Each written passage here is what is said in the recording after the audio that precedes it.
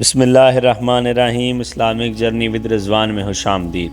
غزوہ خندق کی کامیابی پر آقا علیہ الصلوۃ والسلام نے واضح ارشاد فرما دیا تھا کہ اب قریش مکہ ہم پر چڑھائی نہیں کر سکیں گے بلکہ ہم ان پر چڑھائی کریں گے۔ ایک رات نبی علیہ الصلوۃ والسلام نے خواب میں دیکھا کہ وہ اپنے اصحاب کے ساتھ خانہ کعبہ کا طواف فرما رہے ہیں۔ انہوں نے نماز فجر کے بعد اپنے صحابہ اکرام کو اپنے خواب کے بارے میں بتایا۔ چونکہ نبی کو خواب آنا خدا کی طرف سے وحی تھی تو صحابہ اکرام بہت ہی پرمسرت ہوئے کہ 6 سال کے عرصے کے بعد وہ دوبارہ اپنے آبائی شہر مکہ مکرمہ کو دیکھ سکیں گے اور خانہ کعبہ کا طواف کر سکیں گے۔ آقا علیہ الصلوۃ والسلام اپنے ہمراہ 1400 سے 1500 صحابہ کے ساتھ مکہ کی طرف روانہ ہوئے۔ ان کی نیت صرف عمرہ ادائیگی کی تھی۔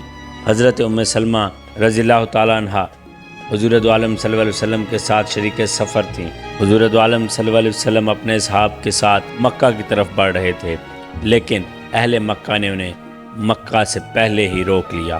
حضور دو عالم صلی اللہ علیہ وسلم اور صحابہ اکرام نے حدیبیہ کے مقام پر پڑاؤ ڈالا۔ اس کے ساتھ ساتھ کافی اہل مکہ کے نوجوان چاہتے تھے کہ مسلمانوں اور ان کے درمیان جنگ ہو، اور وہ ذی القعدہ کے مہینے میں بھی، جبکہ ان کے مذہب میں اس مہینے میں جنگ الاؤ نہ تھی، لیکن وہ چاہتے تھے کہ لڑائی ہو۔ حضور دو عالم صلی اللہ علیہ وسلم نے خالصتاً عمرے کی نیت کی تھی، اس لیے آپ علیہ الصلوۃ والسلام نے مسلمانوں کو جنگ سے منع فرما دیا تھا۔ کافی جھڑپیں ہوئیں، جیسے خالد بن ولید اپنے ٹولے کو ساتھ لے کر مسلمانوں پر حملہ آور ہوئے، لیکن مسلمانوں نے انہیں قید کر لیا اور بعد میں حضور دو عالم صلی اللہ علیہ وسلم کے حکم پر انہیں آزاد کر دیا گیا۔ تب ایک امبیسڈر اہل مکہ کی جانب سے مسلمانوں کی طرف آیا اور اس نے آ کر مسلمانوں سے بات چیت کی۔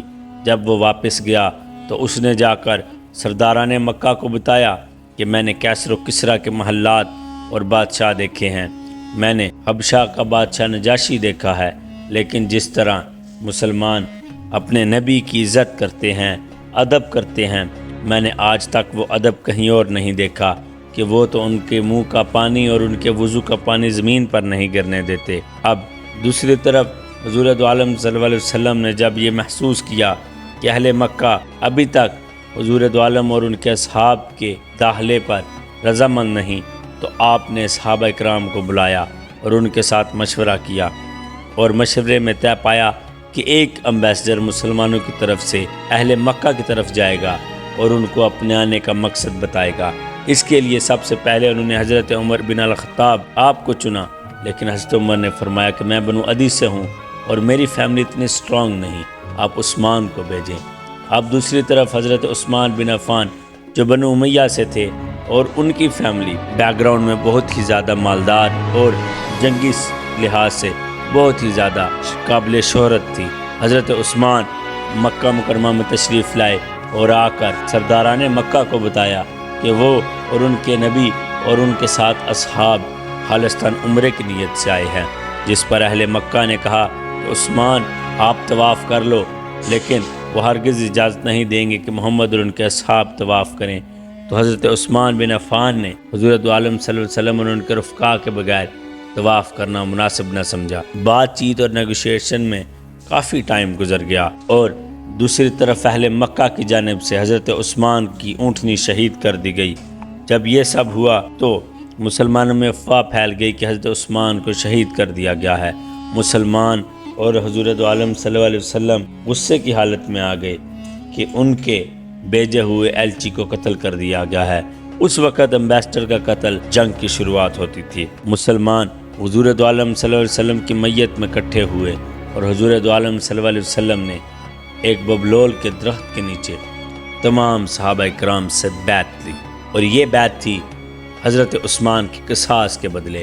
تمام صحابہ اکرام حضور دو عالم صلی اللہ علیہ وسلم کے ہاتھ پر بیعت فرما رہے تھے کہ ہم عثمان کا بدلہ لیے بغیر یہاں سے واپس نہیں جائیں گے۔ اب یہ بات جب اہل مکہ پر واضح ہوئی تو ان کی اوسان خطا ہو گئے کہ وہ مسلمان جو پہلے جنگ نہیں چاہ رہے تھے اب وہ عثمان کا بدلہ لینے جا رہے ہیں۔ اس موقع پر اہل مکہ نے دار الندوہ میں بیٹھ کر اگین ایک دوسرے کے ساتھ مشاورت کی اور سہیل بن عمرو کو امن معاہدے کے لیے بھیجا، جنہوں نے آ کر حضور دو عالم صلی اللہ علیہ وسلم کی خدمت میں عرض کی عثمان بالکل ٹھیک ہے، اور کچھ دیر بعد عثمان آ گئے، لیکن اب اہل مکہ جان چکے تھے کہ مسلمان جنگ کے لیے تیار ہیں۔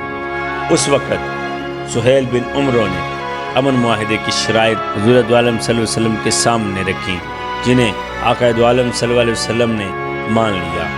شرائط کچھ اس طرح تھی کہ مسلمان اگلے سال عمرے کے لیے آئیں گے، 3 دن مکہ میں رہیں گے اور بغیر ہتھیاروں کے آئیں گے۔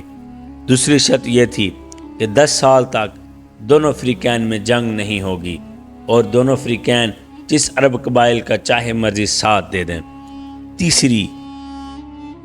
تیسرا پوائنٹ یہ تھا کہ اگر کوئی مکہ کا باشندہ، مکہ کا آدمی مکہ چھوڑ کر مدینہ جائے گا تو اس کو واپس کیا جائے گا، اور اگر کوئی مدینے کا رہائشی مکہ آئے گا تو اسے واپس نہیں کیا جائے گا۔ بظاہر یہ بہت ہی تکلیف دہ لمحات تھے صحابہ کے لیے، جو صحابہ اکرام جانتے تھے کہ یہ اہل مکہ کھلم کھلا بدماشی کر رہے ہیں، لیکن حضور دو عالم صلی اللہ علیہ وسلم نے ان تمام شرائط کو مان لیا، اور اللہ تبارک و تعالیٰ نے بھی بعد میں اس کو فتح مبین قرار دیا۔